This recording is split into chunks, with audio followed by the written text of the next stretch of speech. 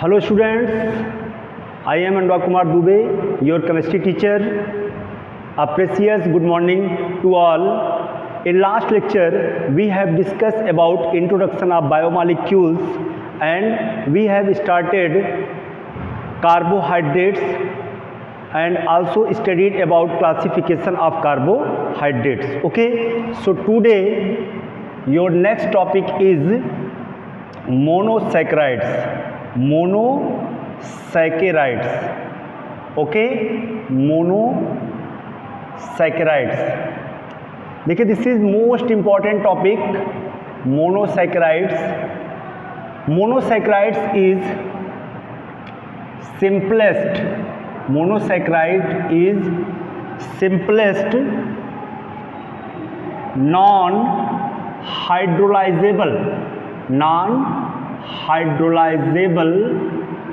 Sugar है. Okay, तो monosaccharides क्या है? Monosaccharides are simplest non hydrolysable sugar जिसका हाइड्रोलिसिस पॉसिबल नहीं है.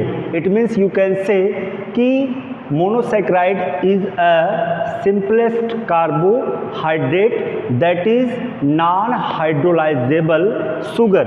Okay, we know very well, in last class we have discussed about 20 types monosaccharides. About 20 types monosaccharides occur in nature. Okay, occur in nature. 20 types के monosaccharides जो होते हैं वह nature में पाए जाते हैं. Clear? Monosaccharides further classified. Monosaccharides को फिर से क्लासिफाइड किया गया है. तो monosaccharides further classified on the basis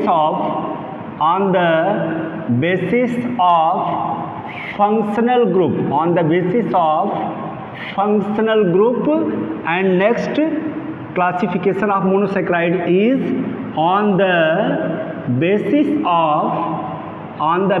of number of carbon atom. Clear? तो monosaccharides further classified on the basis of functional group, and another classification of monosaccharide is on the basis of number of carbon atoms. This is most important. Okay, so next classification of monosaccharide on the basis of functional group and on the basis of number of carbon atom. Okay, so first of all we will discuss about on the basis of functional group. Okay, how to classify monosaccharide on the basis of functional group. Okay, तो आपका functional group के base पे जो monosaccharides का classification है वो है क्या? कहेंगे क्या कि if monosaccharides contain aldehyde group. Aldehyde means CHO group. Okay, if monosaccharides, अगर मोनोसैकेराइड कंटेन करता है किसको? CHO ग्रुप को. If monosaccharides contain CHO group, it is known as aldose. Okay, it is known as aldose. Last में ओज लगा हुआ है. ओज मीन्स क्या होता है? शुगर है ना. तो मोनोसैकेराइड्स क्या है? हमारा शुगर है, इसलिए लास्ट में क्या लग गया है? ओज. एल्ड मीन्स क्या है? Aldehyde group. If monosaccharides contain aldehyde group, so it is known as aldose. Okay, for example हम लेते हैं. जैसे हमारा है ग्लूकोज का एग्जाम्पल, CHO. ओके, CHO और फिर यहाँ पे हो जाएगा CHOH का क्या? 4. अभी मैं समझाता हूँ, इसको ओपन करके भी दिखाऊंगा. CHOH का क्या हो जाएगा? 4. और यहाँ पे हो जाएगा N. Okay, N. और यहाँ पर CH2OH. तो आप देख रहे हैं कि ये हमारा क्या है? किसका फार्मूला है? ये फार्मूला है ग्लूकोज का. ओके, किसका फार्मूला है? This is the formula of glucose. Here is N. N equal to क्या हो सकता है? 1 2 3 4 5. मतलब N is a number that will be 1 2 3 4 5 तक हो सकता है ना. तो ये हमारा मोनोसैकेराइड्स है. और कौन सा मोनोसैकेराइड? मोनोसैक्राइड्स है, ये हमारा ग्लूकोज है। मैंने आपको लर्न करवाया था कल कि मोनोसैक्राइड्स क्या होते हैं, मोनोसैक्राइड्स क्या होते हैं। ओके, मैंने कहा था आप लोग याद कर लीजिएगा मोनोसैक्राइड्स का एग्जाम्पल। क्या क्या होता है, ग्लूकोज होता है, फ्रक्टोज होता है, ग्लूकोज होता है, फ्रक्टोज होता है, और क्या होता है, गैलेक्टोज होता है, ग्लूकोज, फ्रक्टोज, गैलेक्टोज। और नेक्स्ट हमने बताया था ओलिगोसैकेराइड्स, ओलिगोसैकेराइड्स, ओलिगोसैकेराइड्स का एग्जाम्पल क्या होता है, ओलिगोसैकेराइड्स का एग्जाम्पल होता है क्या, लैक्टोज होता है, लैक्टोज होता है, माल्टोज होता है, ओके, लैक्टोज होता है, माल्टोज होता है, और क्या होता है, सुक्रोज होता है, सुक्रोज होता है, ओके। तो these are example of oligosaccharides. Oligosaccharide का एग्जाम्पल क्या है, lactose, maltose, sucrose, okay. Monosaccharide का एग्जाम्पल क्या है, galactose, fructose, glucose, fructose and galactose होता है, okay. Polysaccharides, polysaccharides, polysaccharides, polysaccharides का एग्जाम्पल क्या होता है हमारा, ये होता है स्टार्च, स्टार्च होता है ना, ग्लाइकोजन होता है, ग्लाइकोजन होता है, स्टार्च, ग्लाइकोजन, सेलुलोज, याद होगा आप लोगों को, सेलुलोज, डेक्सट्रीन, याद है कि नहीं याद है, याद है, ओके, डेक्सट्रीन होता है। तो ये चीज़ एकदम याद कर लीजिए, रट डालिए इसको, ठीक है। These are most important example, monosaccharide का ग्लूकोज, फ्रक्टोज, गैलेक्टोज, ओलिगोसैकेराइड का लैक्टोज, माल्टोज, सुक्रोज, पॉलीसैकेराइड का starch, glycogen, cellulose, dextrin, okay. तो यहाँ पे देखिए क्या है कि if monosaccharides contain aldehyde group, ये हमारा मोनोसैकेराइड से ग्लूकोज जो एल्डिहाइड ग्रुप को कंटेन करता है, किसको, CHO ग्रुप को कंटेन करता है, इसलिए इसको हम क्या बोलते हैं, एल्डोज बोलते हैं। Due to presence of aldehyde group we call them aldose. Why, ose क्यों लगा हुआ है, क्योंकि ये क्या है, शुगर है, monosaccharide is the sugar. So last में हम लोग क्या लिखते हैं, ओज। जिस में लास्ट में ओज लगा हुआ है सब में लगा है, glucose, fructose, galactose, lactose, maltose, sucrose, है ना। तो ये सब हमारे क्या है, शुगर है। तो ये हो गया हमारा aldose, okay.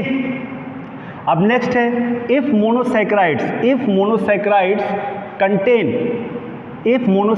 Contain keto group, keto मतलब C double bond O, keto मतलब C double bond O, keto मतलब क्या होता है, C double bond O, keto group, okay.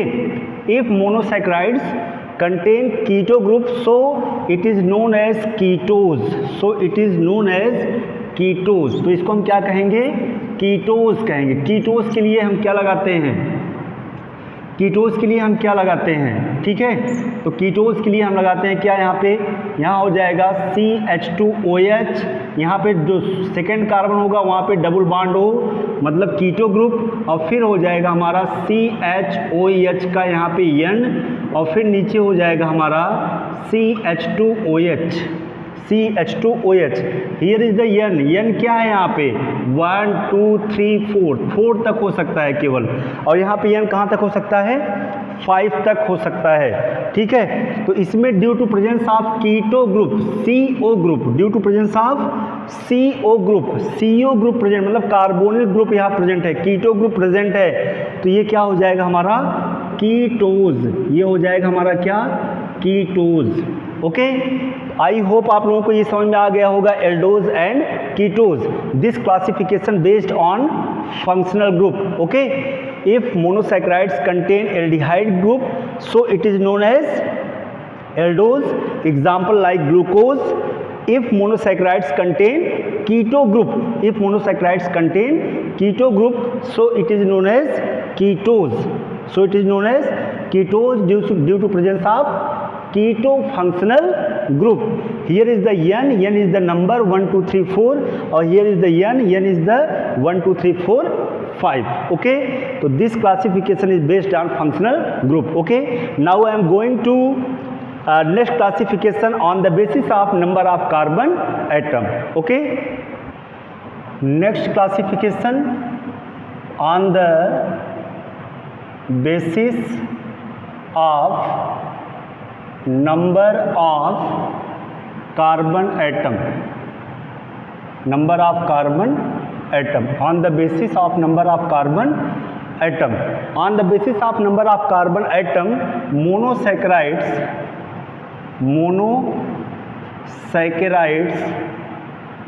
divided into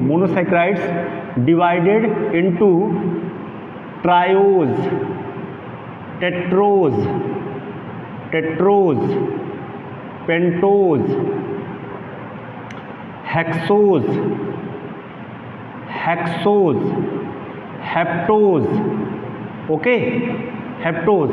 About 20 types monosaccharides occur in nature. So on the basis of number of carbon atoms, monosaccharides divided into triose, tetrose, pentose, hexose, heptose, etc. About 20 types of monosaccharides occur in nature. Okay. अब मैं एक table बना रहा हूँ जिसके through आपको पूरा समझ में आ जाएगा. ओके, यहाँ क्या हो जाएगा, number of carbon atom. Okay, यहाँ पे क्या हो जाएगा, जनरल टर्म और यहाँ पे मॉलिक्यूलर फार्मूला और यहाँ पे एल्डोज और यहाँ पे कीटोज और यहाँ पे aldose. Okay, aldose, ketose. If there is carbon 3 तो जनरल टर्म क्या हो जाएगा, ट्रायोज. ओके, 3 है तो ट्राई और लास्ट में क्या लग जाएगा, ओज, because monosaccharides is sugar. Molecular formula क्या हो जाएगा, C3H6O3. अगर एल्डोज के टर्म में लिखेंगे तो क्या हो जाएगा, ये Aldo triose.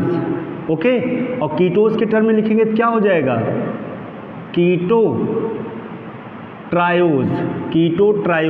Okay, if there is a number of carbon कितने हैं, 4, तो general term tetrose. Okay, formula क्या हो जाएगा, यहाँ पे एक कार्बन बढ़ेगा, यहाँ पे हाइड्रोजन 2 तो 6 to 8 और ऑक्सीजन 1, मतलब C4H8O4. ओके, तो यहाँ पे क्या हो जाएगा, एल्डो टेट्रोज और यहाँ पे क्या हो जाएगा, keto tetrose. Okay, if there is number 5 तो क्या हो जाएगा, यहाँ पे पेंटोज. तो फार्मूला क्या हो जाएगा, C5 2 हाइड्रोजन बढ़ेगा 10 1 ऑक्सीजन 5 C5H10O5. तो यहाँ पे क्या हो जाएगा, एल्डो पेंटोज और यहाँ पे हो जाएगा keto pentose. Okay, next, if there is 6 carbon तो यहाँ पे क्या हो जाएगा, ट्रायोज, टेट्रोज, पेंटोज. तो यहाँ पे हो जाएगा हेक्स और क्या लास्ट में जोड़ देंगे, हेक्सोज. यहाँ पे C6H12O6. ठीक है, C6H12O6 और यहाँ पे क्या हो जाएगा, एल्डो हेक्सोज. ठीक है, एल्डिहाइड के फॉर्म में. और यहाँ पे क्या हो जाएगा, keto hexose. Okay, and next मान लीजिए 7 है हमारा, यहाँ पे क्या हो जाएगा, हेप्टोज और यहाँ पे C7H14O7. एक कार्बन, एक ऑक्सीजन और 2 हाइड्रोजन को इंक्रीज करते जाएंगे बस नंबर में. और यहाँ पे क्या हो जाएगा, एल्डो हेप्टोज.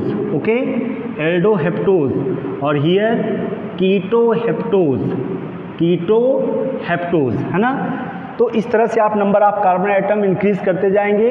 तो हेप्टोज हो गया, ठीक है, triose, tetrose, pentose, hexose, heptose, octose. ऐसे ही आप क्या करते जाएंगे, इंक्रीज करते जाएंगे. About 20 types of monosaccharides occur in nature. These are classification based on the number of carbon atoms. Okay, ठीक है. Next topic, glucose. That is most important. Glucose ये आपका बहुत इंपॉर्टेंट है. फर्स्ट कंपाउंड हम लोग पढ़ने जा रहे हैं बायोमॉलिक्यूल्स का, कौन सा? ग्लूकोज, जो आपके टॉपिक में है। Formula of glucose C6H12O6, okay. और एक चीज़ जान लीजिए, glucose is an important monosaccharide, important monosaccharides, okay, important monosaccharides. Glucose हमारा क्या है? एक महत्वपूर्ण ही मोनोसैकेराइड्स है। It is freely occur in nature, ये हमारे नेचर में पाया जाता है, ठीक है। It is freely occur in nature as well as combined state, okay. Monosaccharide is an important glucose is a important monosaccharides. It is freely occur in nature as well as in combined state, और ये combined state में भी पाया जाता है और nature में भी पाया जाता है, ओके। नेक्स्ट क्या है? ग्लूकोज प्रेजेंट इन, ग्लूकोज किस में पाया जाता है? ठीक है, तो ग्लूकोज हमारा हनी में पाया जाता है, ठीक है, फ्रूट्स में पाया जाता है, ठीक। और जो हमारे स्वीट है, मिठाई, ओके, स्वीट्स में भी पाया जाता है। तो glucose present in honey, fruits and sweets. Fruits में जो राइप ग्रेप्स होते हैं, क्या होते हैं हमारे? जो राइप ग्रेप्स होते हैं, एकदम फले हुए पके हुए जो अंगूर होते हैं, उनमें सबसे लार्ज अमाउंट में क्या पाया जाता है? ग्लूकोज पाया जाता है। तो ripe grapes contain glucose in large amount, बहुत अधिक मात्रा में ग्लूकोज किसमें पाया जाता है? राइप ग्रेप्स में पाया जाता है, पके हुए अंगूर में पाया जाता है, ठीक है। देखिए, ग्लूकोज प्रेजेंट इन ब्लड में ग्लूकोज प्रेजेंट होता है कितना? 65 to 110 मिलीग्राम mg, ओके। तो 65 to 100 मिलीग्राम ग्लूकोज प्रेजेंट इन पर 100 ml, है ना। मतलब इफ ग्लूकोज, अगर ग्लूकोज 65 से लेकर के 110 मिलीग्राम पर 100 ml ब्लड में पाया जाता है, पर 100 ml ब्लड में पाया जाता है, तो उस कंडीशन में हम बोलते हैं क्या? उसको टर्न एज ब्लड शुगर। तो उसे हम क्या बोलते हैं? उसको हम कहेंगे कि इनको ब्लड शुगर हो गया है ना। ये ब्लड कंटेन 65 to 110 मिलीग्राम पर 100 ml blood, so it is termed as या नेम्ड एज ब्लड शुगर। उसको हम क्या बोलते हैं? Blood sugar. तो these are introduction of glucose. क्या इंट्रोडक्शन है? कि glucose is a important monosaccharides, it is freely occur in nature as well as in combined state. Glucose present in honey, fruits and sweets, okay. Ripe grapes contain glucose in large amount, okay. If blood contain, अगर शरीर में जो हमारा blood है contain करता है 65 to 100 milligram, ठीक है, पर 100 ml ब्लड में अगर इतना मिलीग्राम ग्लूकोज कंटेन करता है, तो उसको हम क्या बोलते हैं? ब्लड शुगर बोलते हैं। This is the introduction of glucose, ठीक है। अब हम लोग पढ़ेंगे क्या? प्रिपरेशन ऑफ ग्लूकोज, कैसे हम ग्लूकोज को प्रिपेयर करते हैं, ओके। नेक्स्ट है प्रिपरेशन ऑफ ग्लूकोज। ग्लूकोज का प्रिपरेशन फर्स्ट मेथड है from laboratory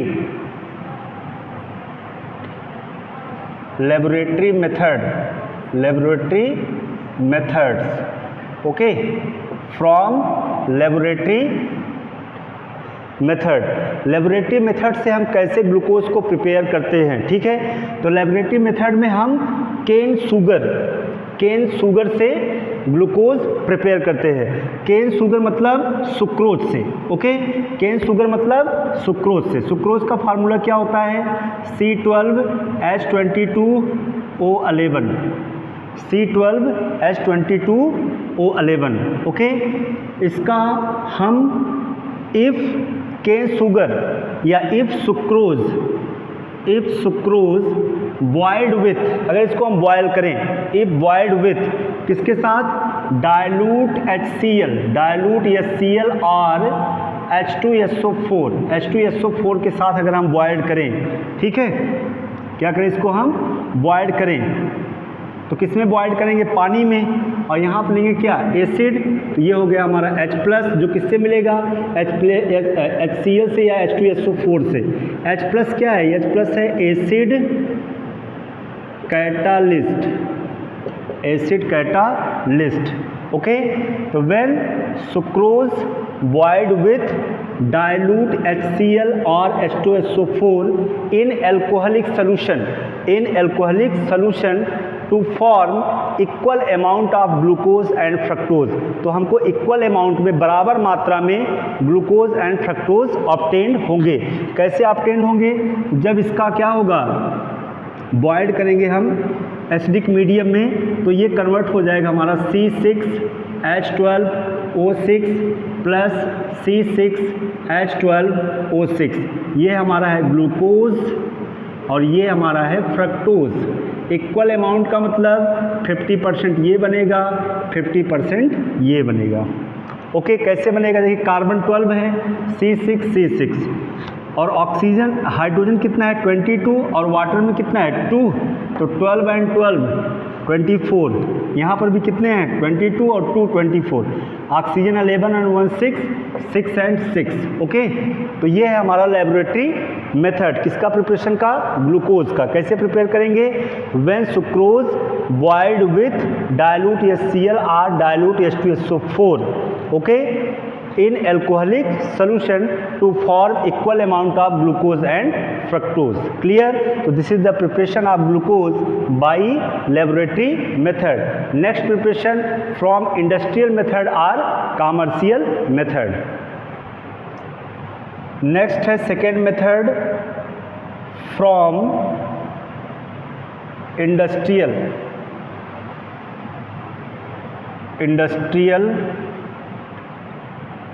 methods or you can say commercial method। from industrial method, in industrial method glucose prepared by the starch, okay, और starch is a polysaccharides, और in laboratory method glucose prepared by the sucrose, okay, और sucrose is a oligosaccharides, okay। तो यहाँ पे industrial method में starch, formula of starch क्या होता है, C6H10O5 का यहाँ पे N कर देंगे, स्टार्च, ओके। और starch is a polysaccharide, starch is a polysaccharide, है ना। When starch boiled with dilute H2SO4, okay. अगर हम यहाँ पे लेते हैं क्या, डायलूट H2SO4 के साथ बॉइल्ड करते हैं किसमें, वाटर में, अगर ये n मोल्स में है तो ये भी क्या होगा n मोल्स, और पॉलीसैकेराइड मैंने बताया था लास्ट क्लास में, तो n इक्वल टू कितना हो सकता है 100 to 3000, ओके। डायलूट H2SO4 के प्रेजेंस में आप यहाँ पे लिख सकते हैं H+, okay, acid that is the catalyst. आप इसका क्या करेंगे, हाइड्रोलिसिस करेंगे, तो यहाँ पे स्टार्च का n मोल्स और वाटर का n मोल्स, और this reaction takes place in the presence of dilute H2SO4, तो हमको क्या होंगे, n नंबर में ग्लूकोज मिलेंगे, n नंबर में C6H12O6, यहाँ पे कार्बन कितना है 6, हाइड्रोजन कितना है 10, वाटर में कितना है 2, 10 to 12, और ऑक्सीजन 5 and 1 यहाँ पे 6। अगर n नंबर में, तो n नंबर में हमको ग्लूकोज ऑब्टेन होगा, दैट विल बी 100 to 3000 तक हो सकता है n नंबर्स, ओके, क्लियर।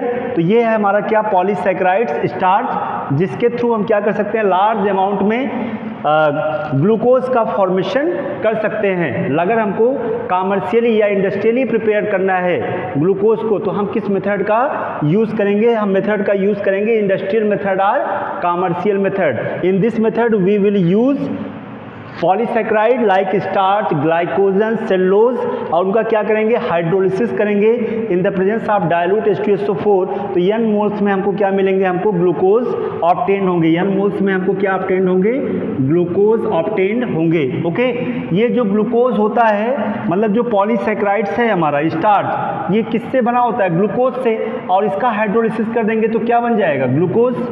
ठीक है, तो this is the preparation of glucose by industrial method. Okay, तो ये था आपका प्रिपरेशन। ठीक है, एक चीज़ और भी जानिए कि यहाँ पे हमको टेम्परेचर रखना पड़ता है 373 केल्विन, और अंडर प्रेशर भी रखते हैं 2 to 3 ATM, है ना, 2 to 3 ATM, मतलब under pressure 2 to 3 ATM atmospheric pressure, और टेम्परेचर कितना होना चाहिए, temperature should be 373 kelvin. Okay, तो this is the preparation of glucose by industrial method. Okay, sorry, temperature यहाँ पे कितना हो जाएगा, 393 केल्विन।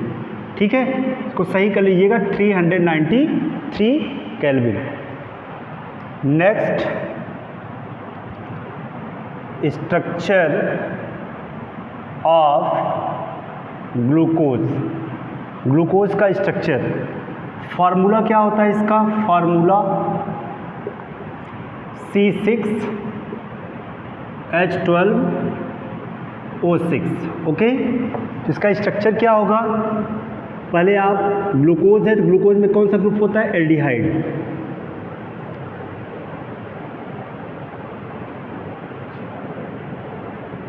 6 कितने कार्बन दे रहा है, 6 कार्बन, और नीचे क्या हो जाएगा, CH2OH, राइट साइड OH, इधर H, H, OH, OH, H, OH, H।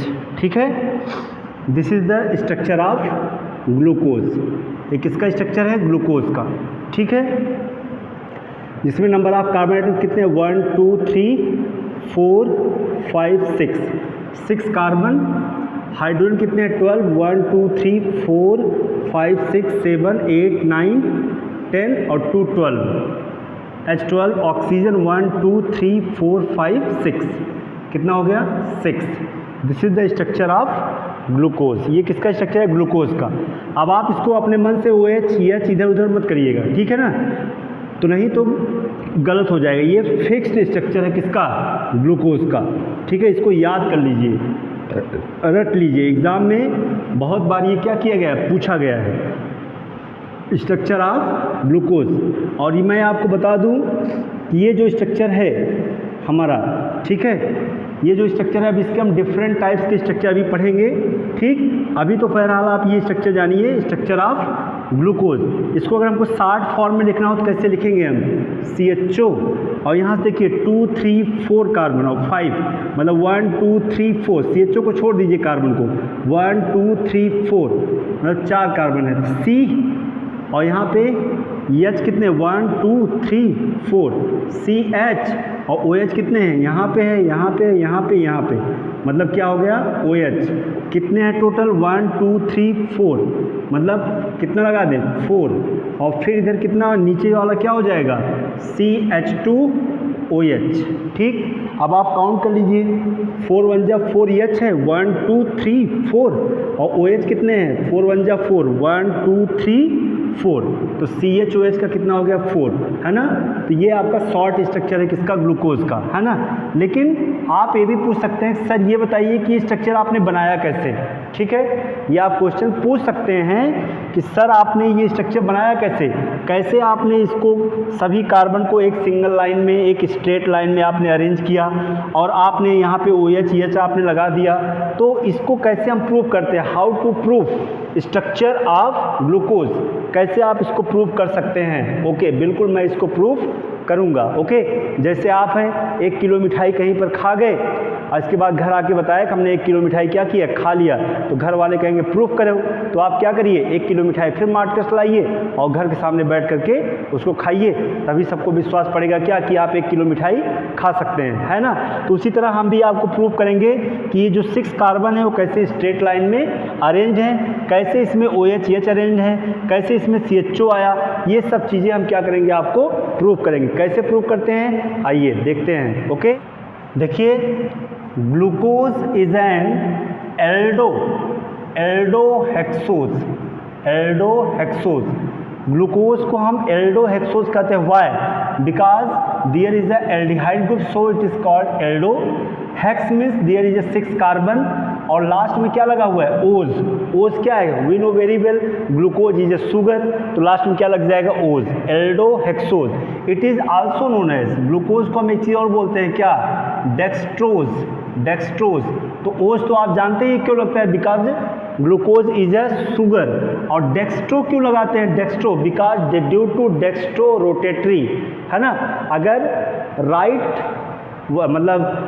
Side अगर डायरेक्शन होता है, मतलब क्लॉकवाइज डायरेक्शन में, तो डेक्स्ट्रो, और अगर लेफ्ट होता है रोटेशन तो हम बोलते हैं लीवो रोटेटरी। ओके, तो ग्लूकोज जो आपका होता है वह आपका डेक्स्ट्रो रोटेटरी होता है। कैसे होता है अभी हम आगे इसको पढ़ेंगे, फिलहाल अभी आप इतना जानिए ग्लूकोज को हम क्या बोलते हैं, डेक्स्ट्रोज बोलते हैं, due to dextro rotatory. Okay, so it is called dextrose और it is also known as aldohexose. Why? Due to presence of aldehyde group. Hex means there is a 6 carbon and ose because glucose is a sugar. Okay, अब हम आपको prove करते हैं structure of glucose. ठीक है, glucose का structure, ठीक, जो मैंने अभी आपको बताया कि हाउ टू प्रूव इट, कैसे इसको हम प्रूव करते हैं। तो पहला आपका this is the chemical properties, this is the chemical properties, ये आपका केमिकल प्रॉपर्टीज हो जाएगा, chemical properties of glucose. Okay, glucose, है ना, केमिकल प्रॉपर्टीज ऑफ ग्लूकोज, है ना। इफ, अब हम ऐसे कर सकते हैं इसको, इफ हम शॉर्ट फार्मूला लिख रहे हैं, ठीक है, CHOH का क्या 4 और यहाँ पे क्या हो जाएगा CH2OH, this is the glucose, ये हमारा क्या है, this is the glucose. If glucose heated with, अगर इसको हम हीट करें, if glucose heated with HI, अगर हम ग्लूकोज को HI के साथ हीट करें, HI हमारा क्या है, सोचिए कि HI हमारा यहाँ पे क्या है, ठीक है, HI और प्लस इसको हम क्या करते हैं, हीट करते हैं, ठीक है, प्लस हम क्या करते हैं, हीट करते हैं। तो मैं आपको बता दूं कि HI is a good reducing agent, good reducing agent, good reducing agent. Hydrogen iodide is a good reducing agent plus heat, किसके साथ, हीट के साथ। तो टेम्परेचर हम कितना रखेंगे 373 केल्विन। ओके, तो होगा क्या, मैं आपको बता दूं कि ये गुड रिड्यूसिंग एजेंट है, तो ये क्या करेगा, जितने ऑक्सीजन हैं सबको क्या करेगा, रिड्यूस कर देगा, सबको बाहर कर देगा और सबको कार्बन की बैलेंसिंग को कंप्लीट कर देगा, किससे, हाइड्रोजन को, सबको हाइड्रोजन देता जाएगा, ऑक्सीजन निकालता जाएगा, ठीक है। तो बनेगा क्या हमारा, यहाँ पे हो जाएगा ऑक्सीजन निकल जाएगा, तो यहाँ पे CH3, ये हो गया हमारा CH3, है ना, और यहाँ से भी ऑक्सीजन निकाल दिया, तो क्या बचा हमारा CH2, कितने CH2 4, तो चाहे आप ऐसे CH2 करके 4 बार लिखिए, चाहे आप यहाँ पर लगा दीजिए CH2 का क्या 4, ठीक, और लास्ट में क्या बचेगा आपका, यहाँ से भी ऑक्सीजन निकल गया, तो यहाँ भी क्या आ गया आपका CH3। मतलब इस तरह से आप लिख सकते हैं CH3 bond CH2 bond CH2 bond CH2 bond CH3, 1 2 3 4 5 6, एक चेन में है तो हम क्या लगाते हैं, एन हेक्सेन। ओके, इसको भी हम क्या बोलते हैं, एन हेक्सेन बोलते हैं, एन हेक्सेन बोलते हैं। क्लियर, समझ में आया।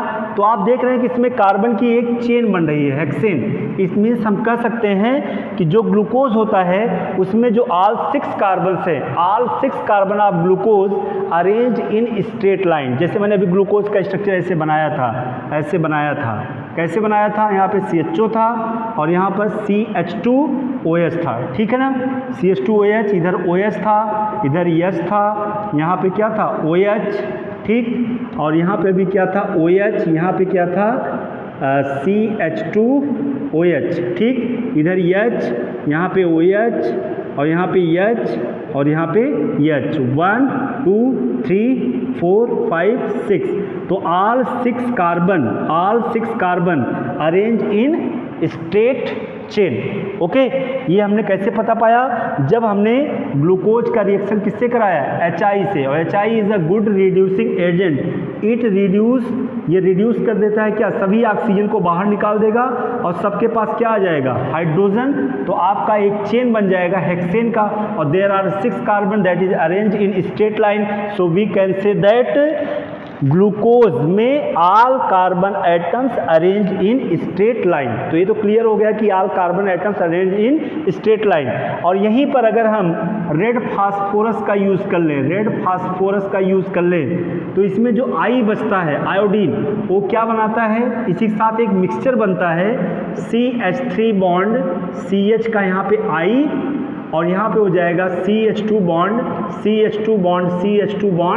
CH3, ठीक है। मतलब यहाँ पे 1 2 3 4 5 6 मतलब बन जाएगा क्या आपका? 2 पे आई है तो क्या हो जाएगा? 2 आइडोहेक्सेन, है ना।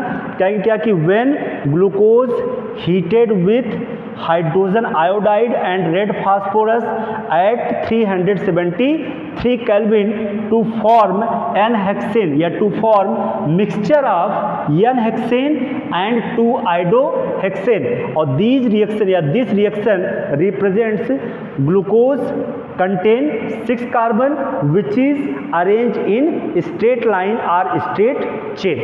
क्लियर? तो इस रिएक्शन हमने प्रूव कर दिया कि ग्लूकोज में जो 6 कार्बन है, 6 कार्बन है, वह एक सिंगल लाइन में क्या होते हैं? अरेंज होते हैं या स्ट्रेट लाइन में अरेंज होते हैं। क्लियर? नेक्स्ट रिएक्शन, दूसरा सेकेंड रिएक्शन के थ्रू हम क्या शो करेंगे? ठीक है, सेकेंड रिएक्शन के थ्रू हम ये शो करेंगे कि glucose contain carbonyl group. Glucose जो है कार्बोनिल ग्रुप को कंटेन करता है। हमको पता है ग्लूकोज में कौन सा ग्रुप होता है? CHO, aldehyde group. तो इसको हम कैसे लिखते हैं? C double bond OH, CHO। तो यहाँ पर देखिए हमारा क्या है? Carbonyl group. तो हमको ये बताना है कि ग्लूकोज कार्बोनिल ग्रुप को कंटेन करता है। ठीक है, कैसे उसको हम बता सकते हैं कि ग्लूकोज कार्बोनिल ग्रुप को कंफर्म करता है कि उसके पास कार्बोनिल ग्रुप प्रेजेंट होता है। ठीक, तो हम क्या करते हैं कि CHO, CHOH और यहाँ पे CH2OH, यहाँ पे कितना लग जाएगा? 4। This is the formula of glucose. If glucose react with hydroxyl amine का फार्मूला होता है NH2OH। ये स्ट्रक्चर है, हम ऐसे भी सकते हैं NH2 bond OH। Carbon valency कितनी होती है? 3, तो 1 2 3। ठीक है, अब इसका हम रिएक्शन कराएंगे तो CHO को हम ऐसे भी लिख सकते हैं double bond O bond H। Carbon की बैलेंसी 4 होती है, 1 2 3 4। क्लियर? अब देखिए ये इसी में देखिए CHO में ये हमारा है कार्बोनिल ग्रुप, ये हमारा है क्या? Carbonyl group. तो यहाँ से ऑक्सीजन और यहाँ से दोनों हाइड्रोजन क्या हो जाएंगे? निकल जाएंगे। मतलब क्या? -H2O। तो क्या बन जाएगा हमारा? C और यहाँ पे क्या है? H। और ये दोनों अगर ऑक्सीजन निकल जाएगा तो कार्बन की दोनों वैलेंसी क्या हो जाएंगी? फ्री हो जाएंगी। और इन्हीं दोनों वैलेंसी से नाइट्रोजन ऐड हो जाएगा। ठीक है, यहाँ हो गया नाइट्रोजन बॉन्ड क्या है हमारा? यहाँ पे OH और नीचे क्या है हमारा? CHOH का कितना? 4 और उसके नीचे क्या है? CH2OH। इसको हम बोलते हैं ऑक्सीन। बहुत इंपॉर्टेंट रिएक्शन है ऑक्सीन। ठीक है, ये किसका ऑक्सीन है? ग्लूकोज का। मतलब ग्लूकोज ऑक्सीन या ऑक्सीन ग्लूकोज बनता है। ठीक है, और रिएक्शन ये रिप्रेजेंट क्या करता है? Due to presence of carbonyl group को रिप्रेजेंट करता है। तो हमेशा जानिए if glucose react with hydroxyl amine, इसका नाम क्या है? Hydroxyl amine. Okay, hydroxyl amine. If glucose react with hydroxyl amine to form oxime. क्या बनाता है? ऑक्सीन बनाता है। और ऑक्सीन बनना क्या रिप्रेजेंट करता है कि glucose contain carbonyl group. Glucose किसको कंटेन करता है? Carbonyl group. अब तो मैंने ये भी रिप्रेजेंट कर दिया क्या कि ग्लूकोज जो है वह कार्बोनिल ग्रुप को कंटेन करता है। और मैंने ये भी बता दिया कि ग्लूकोज में all 6 carbon arrange in straight line. Okay, अभी मैं एक रिएक्शन से और बताता हूँ ग्लूकोज कार्बोनिल ग्रुप को कंटेन करता है। वो रिएक्शन क्या है हमारा? देखिए, अगर इफ ग्लूकोज, यहीं पे दिखाता हूँ, if glucose react with HCN, okay, hydrogen cyanide, okay, तो यहाँ पे जो हमारा कार्बन है that is a more electronegative, ये बॉन्ड के इलेक्ट्रॉन को अट्रैक्ट करेगा तो Cn नेगेटिव हो जाएगा, H प्लस हो जाएगा। मतलब Cn माइनस रिएक्ट या एक्ट एज अ न्यूक्लियोफाइल, किसकी तरह एक्ट करता है? न्यूक्लियोफाइल की तरह। ओके, अब ये रिएक्शन करेगा तो कहाँ रिएक्शन करेगा? यहीं सेम पोजीशन कार्बोनिल पर। Oxygen is a more electronegative than carbon, so it attract shared paired electron, है ना, अट्रैक्ट करेगा। इस पे कौन सा चार्ज आ जाएगा? Negative charge. और कार्बन पे कौन सा चार्ज आ जाएगा? Positive charge. ओके, और ये बॉन्ड हमारा ब्रेक हो गया, ठीक है, इसका इलेक्ट्रॉन इस पे शिफ्ट हो गया, इसकी वजह से इस पे चार्ज कौन सा आ गया? निगेटिव। तो O माइनस से क्या जुड़ेगा हमारा? H plus.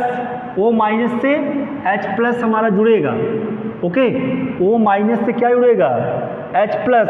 तो क्या हो जाएगा? देखिए, इसके ऊपर यहाँ पे आकर के शिफ्ट हो गया ना, तो O माइनस से क्या जुड़ गया? H plus. O माइनस से H प्लस, तो यहाँ पे क्या आ गया? OH, ठीक। और कार्बन पे कौन सा चार्ज है? प्लस चार्ज, उससे कौन जुड़ जाएगा? Cn, मतलब निगेटिव पॉजिटिव, यहाँ पे क्या आ गया आपका? Cn। बाकी नीचे तो सेम रहेगा, CHOH का कितना? 4 और CH2OH, और बन क्या जाएगा आपका? ये आपका बन जाएगा साइनोहाइड्रीन। इस कंपाउंड का नाम क्या है? Cyanohydrin, due to presence of या साइनाइड। ओके, तो आप देख रहे हैं कि दोनों रिएक्शन में किससे? एक हाइड्रोक्सिल एमीन के साथ और सेकेंड किसके साथ? HCN के साथ। दोनों में रिएक्शन कहाँ पे हो रहा है? एल्डिहाइड पर, मतलब किसमें? CO पर, कार्बोनिल ग्रुप पर। तब जाकर के हमारा साइनोहाइड्रीन एंड ऑक्सीन का फॉर्मेशन हो रहा है। तो both reaction shows that glucose contain carbonyl group. Glucose किसको कंटेन करता है? कार्बोनिल ग्रुप को कंटेन करता है। अभी मैं ये भी बताऊंगा कि ग्लूकोज में जो OH है, 5 OH है स्ट्रक्चर में। अगर आप देखे होंगे जो मैंने यहाँ पे बनाया था, तो उसमें 5 OH ग्रुप है। क्यों ग्लूकोज 5 OH ग्रुप को कंटेन करता है, मैं इसको भी आपको बताऊंगा। ओके, इसको भी मैं आपको रिप्रेजेंट करके दिखाऊंगा। और भी रिएक्शंस हैं, लेकिन आज के लिए इतना काफ़ी है, ठीक है। तो आप लोग इसको ध्यान से पढ़िए, बहुत इंपॉर्टेंट है और एग्जाम में 100% आएगा। और इससे आपकी ऑर्गेनिक केमिस्ट्री थोड़ी क्या हो जाएगी? स्ट्रांग हो जाएगी बार बार इस रिएक्शन करने से। सो स्टूडेंट्स, प्लीज़ इसको ध्यान से पढ़िए, इसको बार बार कॉपी में लिखिए, याद करिए। आपका एग्ज़ाम नवंबर या दिसंबर में होगा फर्स्ट टर्म का। सो आप लोग अच्छे से प्रिपेयर होइए, अच्छा मार्क्स लाइए, यही हमारी आपसे अपेक्षा है। Thank you, thanks lot.